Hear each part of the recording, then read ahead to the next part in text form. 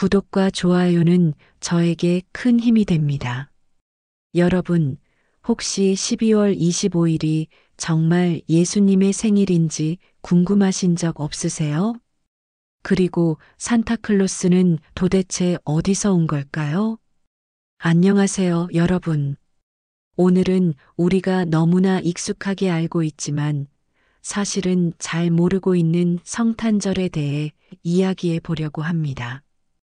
이 영상을 끝까지 보시면 올해 크리스마스가 여러분에게 완전히 다른 의미로 다가올 거예요. 영상이 도움되신다면 구독과 좋아요, 알림 설정 꼭 부탁드립니다. 12월이 되면 거리마다 캐럴이 울려 퍼지고 화려한 조명들이 반짝이고 사람들의 얼굴에는 설렘이 가득합니다. 바로 크리스마스, 성탄절이 다가오고 있다는 신호죠. 그런데 말이에요. 저는 가끔 이런 생각을 합니다. 우리가 과연 성탄절의 진짜 의미를 알고 있을까? 단순히 선물을 주고받고 맛있는 음식을 먹고 즐거운 시간을 보내는 것이 성탄절의 전부일까? 오늘은 여러분과 함께 성탄절의 깊은 이야기 속으로 들어가 보려고 합니다. 먼저 여러분께 질문 하나 드릴게요. 예수님이 정말 12월 25일에 태어나셨을까요? 놀랍게도 성경 어디에도 예수님이 12월 25일에 태어나셨다는 기록은 없습니다. 그렇다면 왜 12월 25일이 성탄절이 된 걸까요? 이 이야기를 하려면 시간을 2000년 전으로 돌려야 합니다. 기원전 1세기부터 기원 후 3세기 초기 기독교인들은 예수님의 탄생을 기념하기 시작했어요. 하지만 그때는 지금처럼 자유롭게 크리스마스를 축하할 수 없었습니다. 왜냐하면 로마 제국에서 기독교는 불법 종교였거든요. 기독교인들은 지하묘지, 카타콤이라고 부르는 곳에 숨어서 예배를 드렸어요. 만약 발각되면 사자밥이 되거나 십자가형을 당했습니다. 상상이 되시나요? 믿음을 지키기 위해 목숨을 걸어야 했던 그 시대를요. 그 시대의 기독교인들은 정말 목숨을 걸고 신앙을 지켰습니다. 오늘날 우리가 이렇게 자유롭게 성탄절을 기념할 수 있다는 것, 그것만으로도 얼마나 큰 축복인지 모릅니다. 그런데 말이죠. 그 시절 로마에는 12월이 되면 엄청나게 큰 축제가 있었어요. 바로 사투르날리아라는 축제입니다. 이 축제는 농업의 신 사투르누스를 기리는 로마 최대의 명절이었는데요. 12월 중순부터 1월 초까지 계속되었습니다. 이 축제가 얼마나 대단했냐면요. 평소에는 상상도 할 수 없는 일들이 벌어졌어요. 주인과 노예가 자리를 바꾸는 거예요. 노예들이 주인 행세를 하고 주인들이 노예를 섬기는 신분의 역전이 일어났습니다. 그리고 사람들은 서로에게 선물을 주고받았어요. 온 도시가 잔치의 장으로 변했고 집집마다 촛불을 켜서 겨울의 어둠을 밝혔습니다. 어때요? 지금 크리스마스와 비슷하지 않나요? 선물 교환, 촛불 장식, 잔치와 축제. 이게 다 우연이 아니었습니다. 4세기 중반 콘스탄티누스 대제가 기독교를 공인했어요. 드디어 기독교인들이 숨어서 예배드리지 않아도 되는 시대가 온 거죠. 그런데 문제가 하나 있었습니다. 많은 로마인들이 여전히 사투르날리아 축제를 그리워했던 거예요. 오랫동안 즐겨왔던 축제를 하루아침에 포기하기가 쉽지 않았겠죠. 이때 율리오 1세라는 교황이 아주 지혜로운 결정을 내립니다. 그는 생각했어요. 로마인들이 이교 축제를 버리지 못하고 있다면 그 날짜에 예수님의 탄생을 기념하는 축제를 만들면 어떨까? 그래서 12월 25일을 공식적인 성탄절로 지정한 겁니다. 약 350년경의 일이에요. 이것은 단순한 날짜 변경이 아니었습니다. 어둠의 축제를 빛으로 오신 예수님을 기념하는 날로 바꾼 거예요. 사투르날리아의 촛불이 이제는 세상에 비치신 예수님을 상징하게 된 겁니다. 선물 교환은 하나님께서 우리에게 주신 최고의 선물, 예수님을 기억하는 의미가 되었고요. 잔치와 축제는 구원의 기쁨을 나누는 시간이 되었습니다. 참 지혜로운 선택이었죠? 로마인들에게 익숙한 형식은 그대로 두되 그 안에 완전히 새로운 의미를 담은 겁니다. 이제 우리에게 너무나 익숙한 것들, 성탄 트리와 산타클로스 이야기를 해볼게요. 여러분, 크리스마스 트리는 누가 처음 만들었을까요? 이것은 16세기 독일의 종교개혁가 마틴 루터와 관련이 있습니다.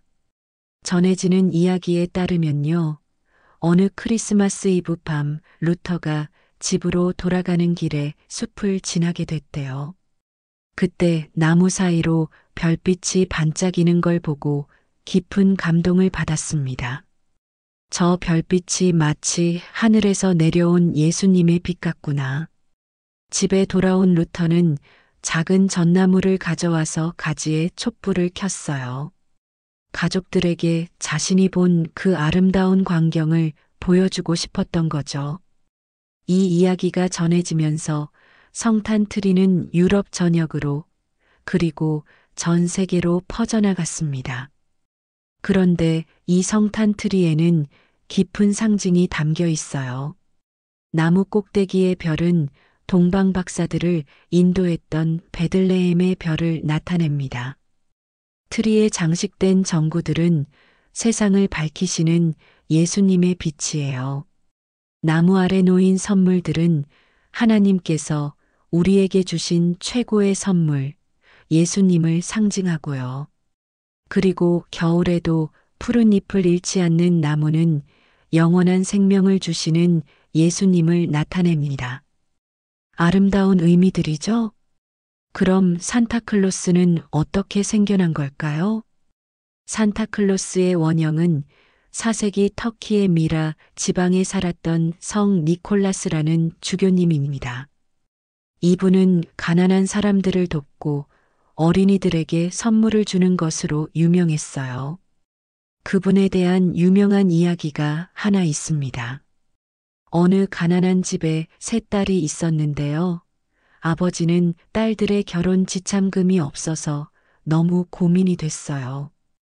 결국 딸들을 팔아야겠다고까지 생각했대요. 얼마나 절박했겠어요.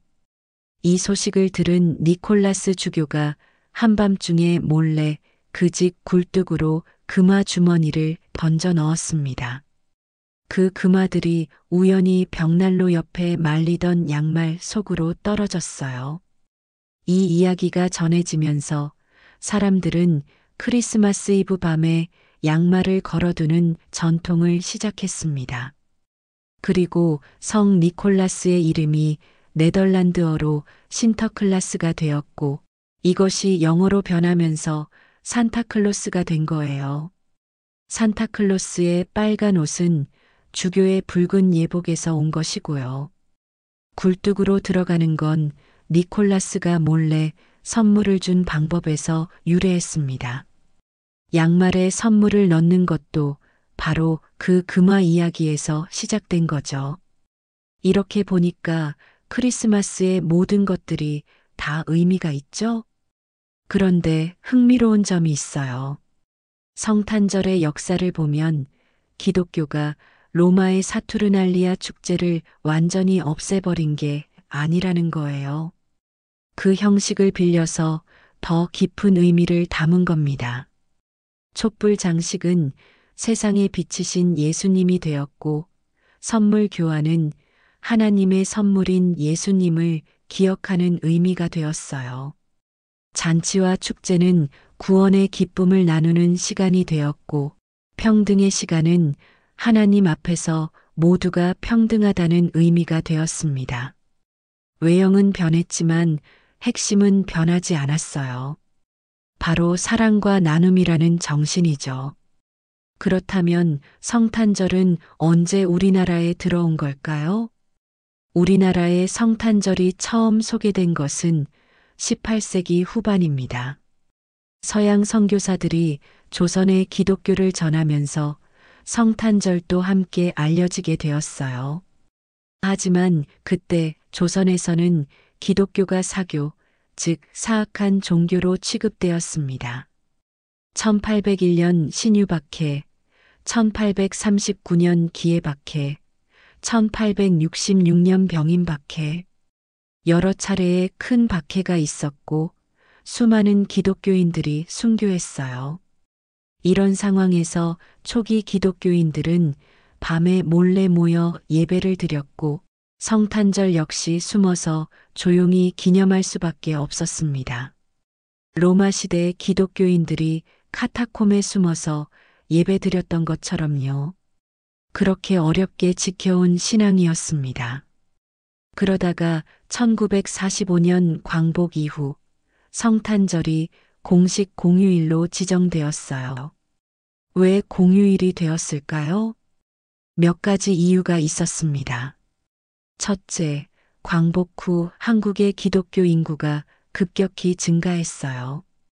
특히 서울과 대도시를 중심으로 교회가 빠르게 확산되었죠. 둘째, 광복과 한국 전쟁 이후 한미 관계가 밀접해지면서 서양 문화가 빠르게 유입되었습니다. 셋째, 일제강점기가 끝나고 새로운 나라를 건설하면서 새로운 명절과 문화를 받아들이는 분위기가 형성되었어요. 그리고 넷째, 전쟁으로 상처받은 민족에게 사랑과 평화라는 성탄절의 메시지가 큰 위로가 되었습니다. 이렇게 해서 12월 25일은 대한민국의 공식 공휴일이 되었고 오늘날까지 온 국민이 함께 즐기는 명절로 자리 잡았습니다. 여기까지 성탄절의 기원부터 유래, 그리고 우리나라에서의 성탄절까지 함께 살펴봤는데요. 이제 정말 중요한 이야기를 하려고 합니다. 우리가 성탄절에 정말 기억해야 할 것들이에요. 첫째, 선물보다 사랑입니다. 화려한 선물보다 더 소중한 것은 마음을 나누는 거예요. 가까운 사람에게 진심 어린 관심과 사랑을 전해보세요. 사랑해, 고마워, 미안해, 이런 말 한마디가 어떤 비싼 선물보다 더 큰 선물이 될 수 있습니다. 둘째, 소비보다 나눔입니다. 성탄절은 받는 날이 아니라 주는 날이에요. 어려운 이웃과 나눔을 실천하는 것, 그것이 진정한 성탄절입니다. 예수님께서 우리에게 오신 것 자체가 하나님의 나눔이었잖아요. 우리도 가진 것을 나눠야 합니다. 셋째, 파티보다 평화입니다. 시끌벅적한 파티도 좋지만 조용히 한 해를 돌아보고 평화를 묵상하는 시간도 가져보세요. 정말 중요한 것이 무엇인지 생각해 보는 거예요. 넷째, 외형보다 본질입니다. 성탄 트리와 장식도 아름답지만 그것들이 상징하는 의미를 잊지 말아야 해요. 트리의 별은 베들레헴의 별을, 전구들은 예수님의 빛을 나타낸다는 것. 그 의미를 기억하면서 장식하면 완전히 다른 크리스마스가 될 겁니다. 성탄절은 단순히 선물을 주고받는 축제가 아닙니다. 2000년 전 우리를 사랑하시는 하나님께서 이 땅에 오신 날이에요. 전능하신 하나님께서 연약한 아기의 모습으로 이 땅에 오셨습니다. 왜요? 우리를 사랑하시기 때문입니다. 우리와 함께 하시기 위해서, 우리를 구원하시기 위해서, 우리에게 영원한 생명을 주시기 위해서 하나님께서는 이렇게까지 자신을 낮추신 거예요. 이보다 더 큰 사랑이 어디 있겠습니까? 그 사랑을 기억하고 우리도 서로에게 사랑과 평화를 나누는 시간. 그것이 바로 성탄절입니다. 올해 성탄절은 조금 다르게 보내보시는 건 어떨까요? 비싼 선물을 준비하느라 백화점을 돌아다니기보다 그 시간에 혼자 사시는 어르신께 전화 한 통 드리는 건 어떨까요? 화려한 파티를 준비하기보다 조용히 가족들과 앉아서 한 해를 돌아보고 서로에게 고마웠던 점을 나누는 건 어떨까요? 큰 크리스마스 트리를 사는 대신 그 돈으로 어려운 이웃을 도와주는 건 어떨까요? 산타클로스를 기다리는 대신 우리가 누군가의 산타클로스가 되어주는 건 어떨까요? 그렇게 보내는 크리스마스가 진짜 크리스마스입니다. 예수님께서 우리에게 보여주신 그 사랑을 실천하는 크리스마스 말이에요. 여러분, 12월 25일이 예수님의 정확한 생일이 아닐 수도 있습니다.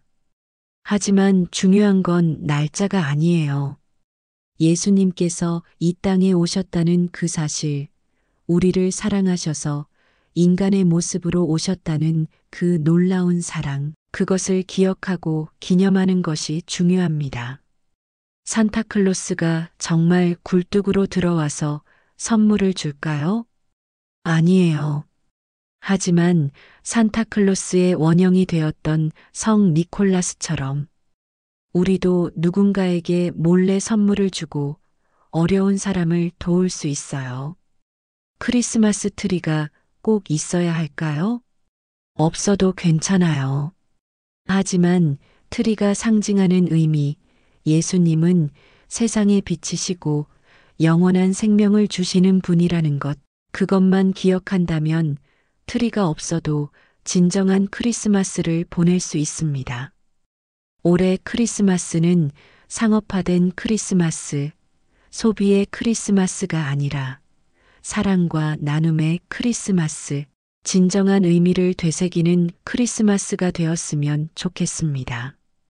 2000년 전 베들레헴 마구간에서 태어나신 아기 예수님.